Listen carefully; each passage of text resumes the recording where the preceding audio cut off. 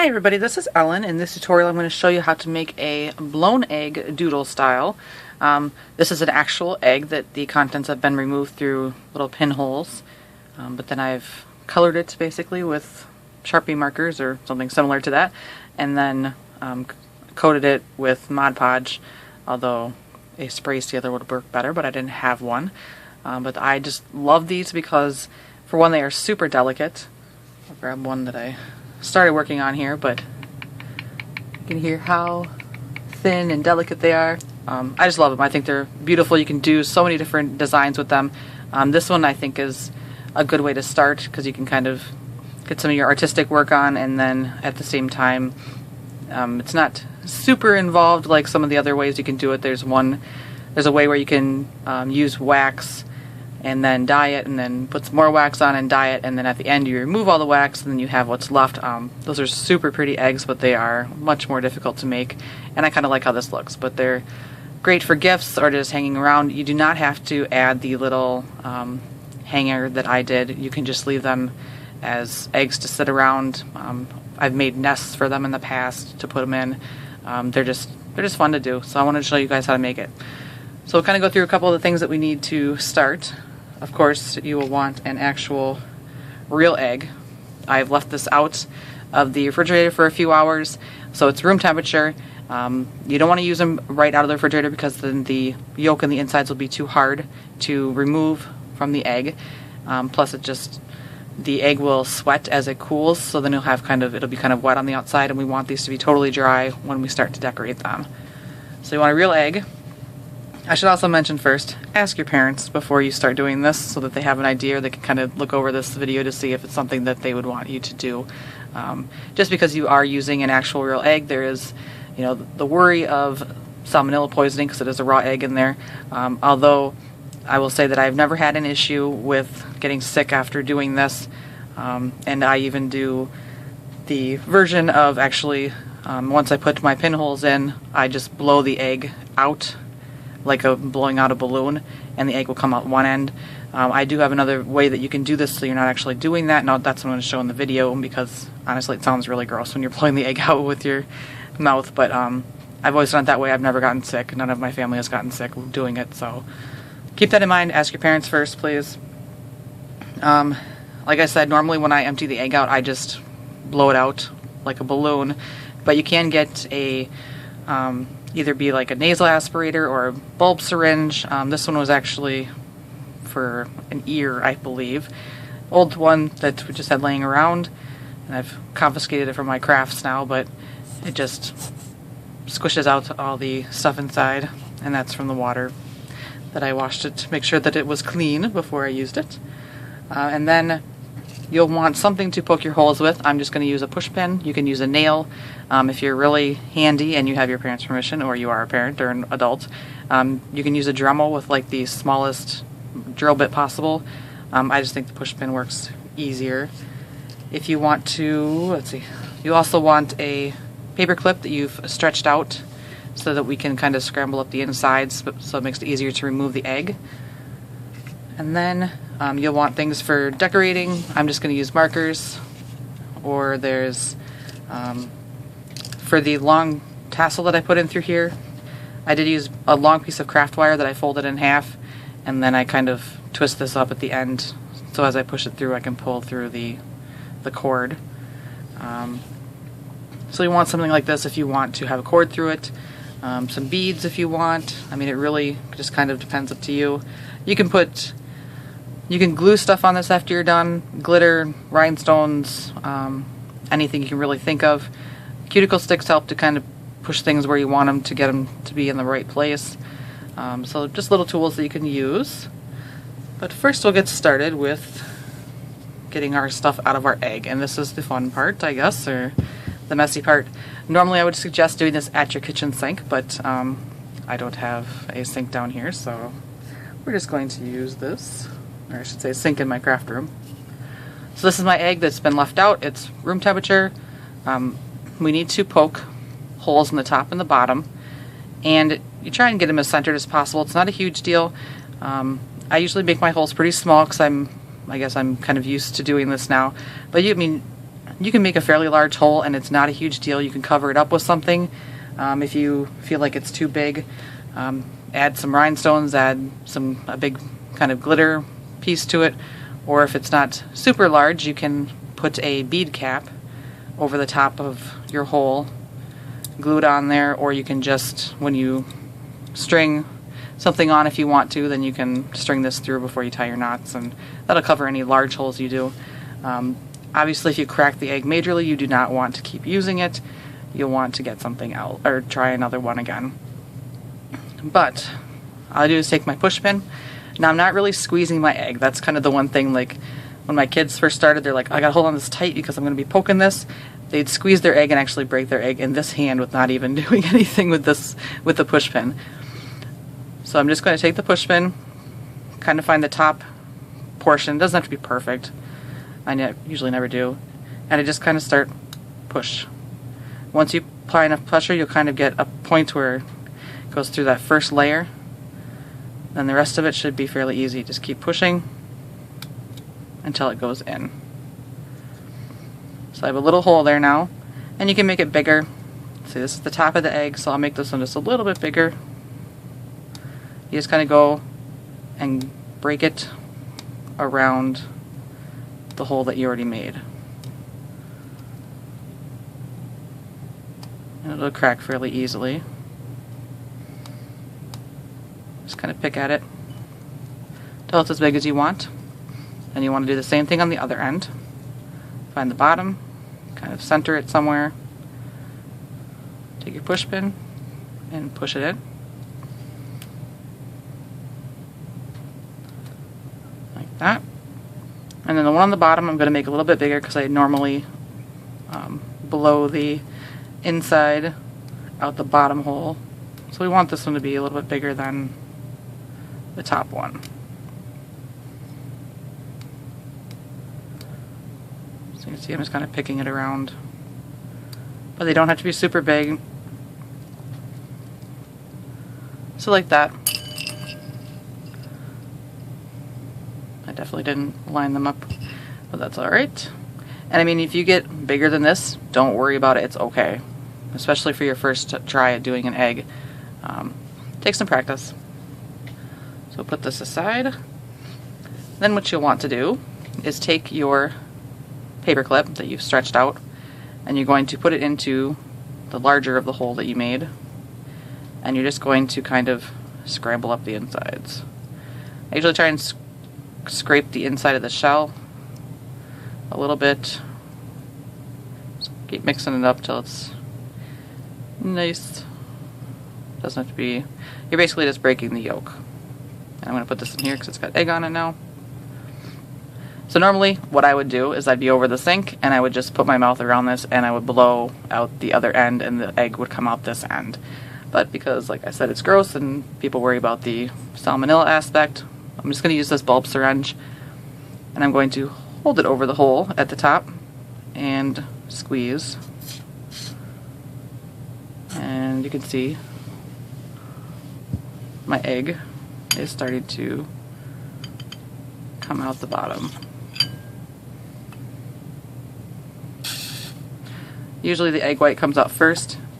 If you are squeezing and nothing's coming out, check the bottom side of your egg and make sure that there's nothing stuck there. There is a film that lines the inside of the egg, and if you're sometimes it just gets stuck in the hole. So if it's really hard to blow out after a while, make sure that you just stop, check the bottom of the egg, and you can get it to come out. Usually I just grab, like this is what I'm talking about right here. It's kind of a filmy, goobery thing that gets stuck in the hole. I just grab a tissue and it'll help grab it so you can pull it out. But if I'm doing it over the sink, I just use my fingers and pull it out.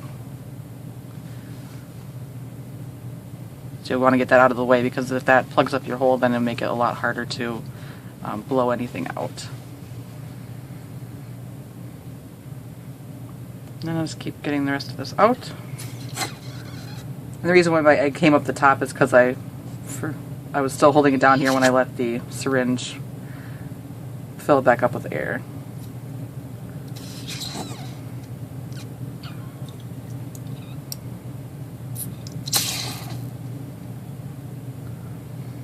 So that's not... Sorry, that's kind of probably an annoying noise. You just want to make sure you get it all out as much as you can.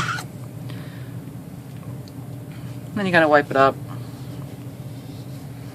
That's all my egg. So then, of course, now that we have this, but there's still kind of either some residue or something. If you're over the sink, just grab some soap and water and start rinsing. I have a bowl of water. See my light there. I'm just going to take my syringe. If you don't have the syringe thing and you did just blow it out with your mouth, you can hold the egg underwater and it should fill up with some water. Or you can try and get a small stream of water that'll go flow into your hole there. You just want to get a little bit of water inside so you can shake it up and kind of get a better feel of what's in the egg, so you can get some of that leftover stuff out. So, but you do this over the sink, you just wash it out, wash the outside of the egg, get some water in there, and you can see that I have soap in this water. You'll shake it up, kind of get the rest of that stuff out. And I'm squirting all over. Then you'll just, again, blow out anything that's left in there. And do that a couple times until you have just kind of soap bubbles coming out, or you feel like you've got it pretty well cleaned out. I mean, honestly, the original eggs for these, they actually left the stuff inside the egg and then just painted it, and they left it, and eventually the stuff inside would rot away. Sometimes the eggs would break, and that would be where people are like, oh, there's got to be a better way, so that's when they started emptying out the eggs. So once you have this, wash it off really good with soap and water, and then you're going to want to get a towel, dry it off really good, and then you'll want to let it sit so that one end of your egg with the hole on it is pointed down so that it can help to kind of get any remainder of the water fluid inside out. If you want to kind of guarantee that it is sanitized, you can take this, you can put it in the microwave for like 10 seconds, and then let it kind of cool for a little bit, put it in the microwave again for like another 10 seconds. You can do that up to 4 times, but don't do it too much longer, you'll burn the egg, or it doesn't need it any more than that, I guess. So, well, then I would put this aside and let it just make sure it's all dry on the inside, because there's nothing worse than drawing on it, or especially when you do the marker and stuff like that, and then you find out that you're leaking water out one of the holes, and then it ruins your design. So I put this aside and let it dry, but I do have another one that I have done that already with. So this is ready to go. And then all you're going to do is decide on what kind of a pattern you want to use. You can get ideas by just Googling doodle art, or there's been a lot of coloring books out there that have doodle art in them. But you just take your egg, I'm using a pencil, just a regular pencil, and just start drawing whatever you want on it. And it doesn't have to be perfect, it just has to be yours, I guess. So I'm not the best at drawing, but I do alright. And it is hard to get used to drawing on an egg because it's a curved surface and it's not a very big thing to hold on to. But you just start making your own design however you want that to be. It doesn't have to be flowery or doodle art. I mean, you can do something very ornate with pretty much any design you can think of. So I mean, you can do just about anything you want, and that's kind of the fun part about this. Personalize it for somebody that you want to give it to, things like that. With using the pencil, you can erase while you have drawn things on the egg. You want to be gentle. Make sure that your eraser, like the one that's on this pencil that actually was sharp for me, it's hard, it's kind of old, it doesn't erase very well, but like this one, will erase fine. Don't use a whole lot of pressure. You're not going to completely erase the line totally, but you can get it off. If you really feel like you've messed up and you need to start over, then all you'll want to do is just take your egg, and you can cover your holes while you're doing it so you don't have to completely start over, but use soap and water and this will mostly come off. Just wash it off and start over again. So it's really not too hard to do. But once you have a pattern that you like, you can start coloring it. And how I do these with the way that I do them is we start with the color first, and then at the end we add the outlines for it. Because you want to, obviously I use a black outline, so if I'm trying to fit my little colors in there, the chances of me hitting the black and bleeding the colors together is more likely than if I've just done the color first and then use the black to kind of sharpen it up at the end and give it the lines that I want. So take your marker. These are the Bic version of Sharpies, just because I like the pretty colors that came with it, but you'll just color in. Like I said, doesn't have to be super perfect, and you can actually kind of adjust anything you feel that maybe you didn't line up quite right when you drew it with pencil. So you just fill this in.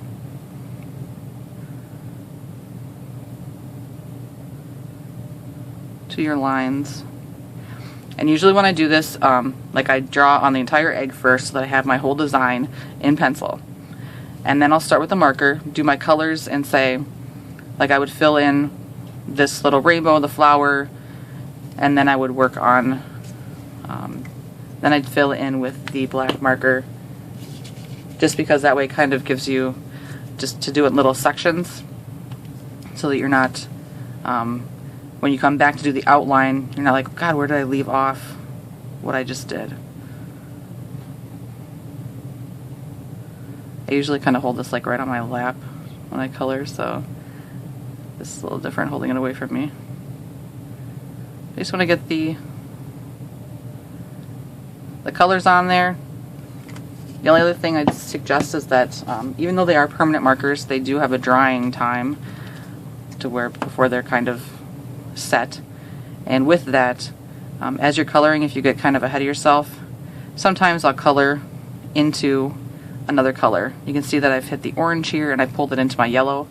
I obviously don't want that, so I'll just take a piece of paper, draw a little bit with my marker so that I can get off any orange that I've gotten on my marker. Then I'll come back and redraw over the line or over the mess up that I had. And that usually will get rid of enough of the crossover colors that it won't make a difference in your design, or you won't be able to see like, oh man, I really goofed right there, I colored over each other. So I just do that. So then I color the whole thing with my colors. Then I would come back and do the black outlining. Obviously this one is a little bit more crucial because it's harder to hide something if you mess up with the outlining. If I had this entire egg decorated, I could go anywhere and draw wherever. If I had it all colored too. But if I only have a small section of it that I'm working on, I'd actually only do the lines where I have color that actually meets.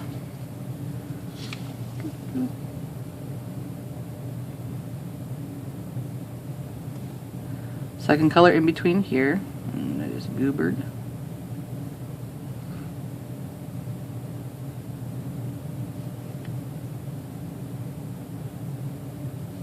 So I can color in between them, but I usually don't color outside of this, like, because then if I haven't colored, like say this flower yet, and I go ahead and outline the flower, then when I go to color the flower, I have a bigger chance of mixing in the black that I've already used. So I make sure I color everything first before I go in with the black marker. Now as this design, as you get more and more of this egg covered, you're going to be holding it. If your hands get sweaty or things like that, There is, of course, the risk of you smearing your own design as you've been working. So it's always a good idea to use like a paper towel or just a Kleenex and just kind of hold your egg in it so that you can hold onto your egg without having your fingers all over it in case your hands get sweaty or something while you're holding it. So we do that.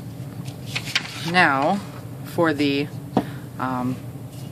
if you want to have the tie in it, like I said, I used a long piece of craft wire that I've just folded in half. Then I took a piece of string, it's actually ribbon I guess, that's probably 18 inches or so. You can cut this down, obviously it doesn't have to be as large as this. But I put it into the center of the ribbon into the center of the craft wire. So it looks like this. And then so that I'm not trying to poke both of these through the end of the egg at the same time, I just twist them around each other so that they're kind of stuck together. Now if you have a needle that's long enough to go through this entire egg, then obviously use that, but I couldn't find one offhand, so I improvised. So it looked like this. I usually start at the bottom of the egg, and then I just basically cross my fingers and start poking until I find the top. So I have the wire up, pull it through, pull it up, and now I've got to the point where the ribbon is right below the egg. And I can see if I pull any more, I'll probably crack the top of the egg. So you can go back with your push pin if you need to, and just make the hole a little bit bigger. I intentionally leave the holes smaller just in case I decide not to put a ribbon in it. That way I don't have to figure out a way to cover the hole. But like I said, there's lots of different ways to do that. And I probably will still crack it a little bit as I pull this up. Nope, it looked out.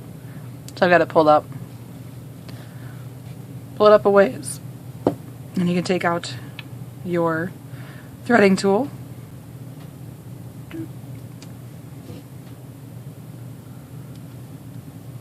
And take this out. So now I have it pulled through. And this is where if you want to add like the bead cap, you can just slide this down and then you'll tie a knot in the top portion right above the egg, and you'll tie a knot right below at the bottom as well. You can add beads onto your tails or cut them off short. It really doesn't matter, it's up to you. You can also put a knot on this end that's fairly large because the hole is larger on this end, pull it up through, and then it will hang right underneath here so you wouldn't have anything on the bottom. You'll have to experiment and see how you like it and what you're comfortable doing. Because like I said, it is, because these are so delicate, you're like, oh my gosh, I'm going to break it. I mean, they are pretty sturdy, so it's not like a total worry, but it is of course possible. So, but you add whatever decorations you want to it. And then I usually use this and I'll hang it from something. I have a little rod that I set up that I'll hang this on here, and then it'll be hung up there and I can hang onto the bottom of it.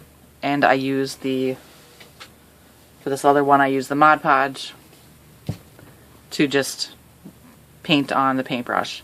Obviously you don't want to go over your design so hard and so often that you're actually smearing your work.